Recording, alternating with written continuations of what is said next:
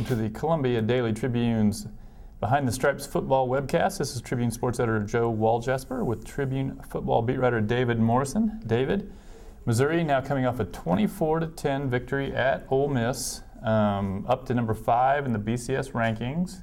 10-1 record, one more victory this weekend with Texas A&M coming to Profield, and they will be in the SEC championship game. Now, I guess the big story coming out of Ole Miss, or at least going into Ole Miss, was James Franklin making his return to the field. Just kind of your thoughts on how he played and how having him back impacts Missouri. I thought he played about as well as you could have hoped. You know, he probably had 3 or 4 bad throws in there. One of them was that throw he tried to fit into Dorial Green-Beckham in triple coverage that got intercepted. And so, yeah, but other than that, I mean, his reads were pretty precise. I mean, he was pretty accurate. He made a couple of nice passes to Marcus Lucas on the first drive to get going, especially the first play of the game. You know, he had a free rusher come through and just shed him off and threw it to Marcus Lucas for a 19-yard gain. And he just kind of brings a calming influence almost to the offense. You know, it's to the point where they had 2 straight 3-and-out drives, and then Matty Mock came in and got him that field goal, and then Franklin didn't let it affect him once he came back in. You know, that next drive they came back and scored, and he's just kind of really steady, and he was before, and he still is now. And then also he got right back into scrambling, you know, as effectively as he was before. I think he scrambled 5 times for 41 yards, picked up 3 first downs, and 2 of them came on 3rd and long. So I mean, he's multifaceted, and he's steadier at this point in his career than Mock was in his 4 starts, I think. Yeah, his numbers were 12 of 19 for 142 yards, and then he rushed 8 times for 42 yards. So, you know, stats-wise, he's had better games than that, of course, but it was really more of a defensive game, and I thought, especially with what you said about the scrambling, he really, on a couple of 3rd downs, really bought them, you know, an extra set of downs on that. That was sort of maybe one aspect where he is pretty tough to match, his ability to scramble. I think the other thing it's nice now for Missouri is the fact that he did get hurt and they did see Matty Mock play and he did succeed. It sort of frees up Missouri now to not call plays with the concern of, we can't expose James to too many hits because what happens if he gets hurt? Now, you know, you would hate to see him get hurt, but if it did, you still have Matty Mock. So I think that sort of frees up Missouri just to call whatever game they want to call without any extra concerns. And I think we saw that a little bit in the first half, especially when they did run the option a lot, maybe even more than they had before James got hurt.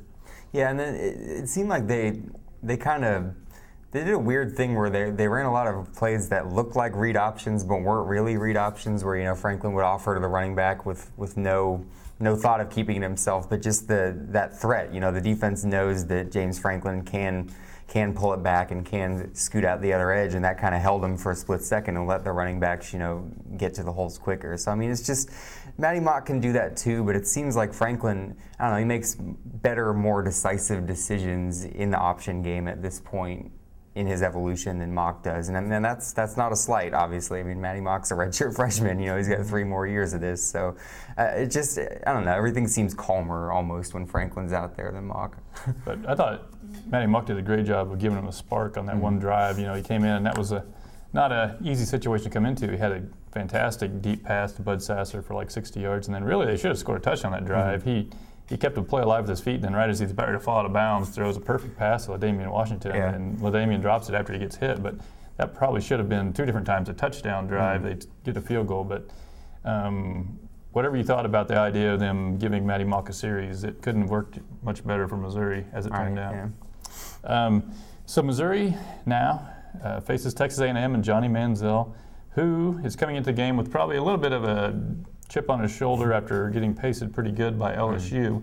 How do you think Missouri matches up to Texas A&M, and do they have maybe any of the characteristics of the LSU defense that collared Johnny Manziel pretty well? Well, actually, I mean, going into these last two games, I thought Missouri matched up better with Texas A&M than Ole Miss. I thought Ole Miss was going to be the struggle, and then if they could get through that, A&M might be an easier game. And then they didn't struggle that much against Ole Miss. It was never really in doubt. So yeah, I think they match up really well with A&M.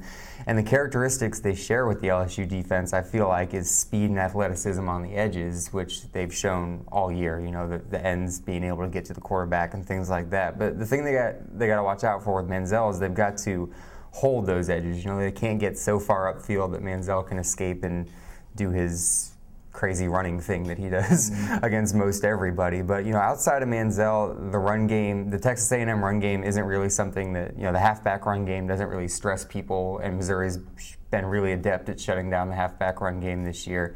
And then, you know, they've got Mike Evans, who's obviously a big play receiver and a big-time threat, but Missouri really hasn't let those type of receivers hurt them that much this year. I mean, they gave up a 100-yard game to Jordan Matthews. They gave up a 100-yard game to Dante Moncrief and Ole Miss last week, but neither of them were really that much of a factor in getting 100 yards, if that makes that much sense. So, I mean, I feel like they've got the type of defense that can limit a guy like Mike Evans, and he can still get his 90 or 100 yards, but they won't be in important parts of the field, I guess. Yeah. With all that said, Missouri had a lot of the same players last year and just got absolutely torched by Johnny Manziel. Yeah. And really, until last week, he had not had a bad game, I didn't think. So he I think, was probably the favorite to win the Heisman until that game last week. So he certainly is a guy who's capable of scoring on every possession and kind of making you match him. So it'll be a good game, I think. When Missouri's on offense, I think they do have a pretty pronounced advantage because Texas A&M defense has really struggled all year long. And Missouri's offense is, you know, balanced enough to where they can sort of figure out what you're trying to take away and take advantage of that. Missouri now, as we said earlier, up to 5th in the BCS. Let's look to what that might mean. How is that going to impact, you know, their chances of being if all goes well for them in the national championship game or in a BCS bowl? They need help to get to the national championship game, because if you look at it now, even if they win out, I mean, they'd be 12-1 at that point with a win over Alabama or Auburn, you know, a top 4 team, and that'd be a really, really good resume. But then they've also got 2 undefeated major conference teams floating out there in Ohio State and Florida State, and I just don't know that the voters will value a one-loss Missouri team over a no-loss team from a power conference like that. So, I mean, chances are kind of slim without any help of getting to the national championship game. I think they might have to win the SEC championship game just to ensure themselves the Sugar Bowl even, because, you know, say Auburn loses to Alabama, they go into the end of the year 10-2 and probably still ranked in the top 8 or 9 in the BCS, and then Missouri ends up losing in the SEC championship game or something. I think the Sugar Bowl would, you know, take a 2-loss Auburn team over a 2-loss Missouri team, even if that loss came in the SEC championship game. So, I mean, although maybe it would matter how close Auburn lost and how close Missouri, you know, I think that has something to do with it. But you're probably right, because Missouri fans, as they know all too well, sometimes you're better off losing before you get to the championship game than losing in the championship game, because the short memories of these bowl reps. And the other thing that Auburn might have over Missouri is proximity to wherever it's going to be playing.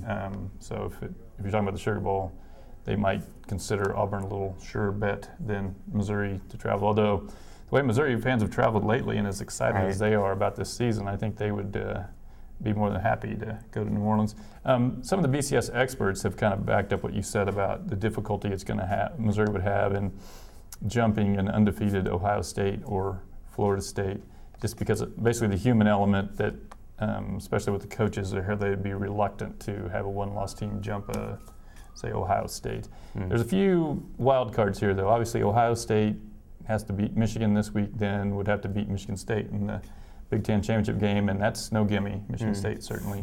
Michigan might be at this point, but Michigan State certainly isn't. Florida State, that wild card obviously would be Jameis Winston.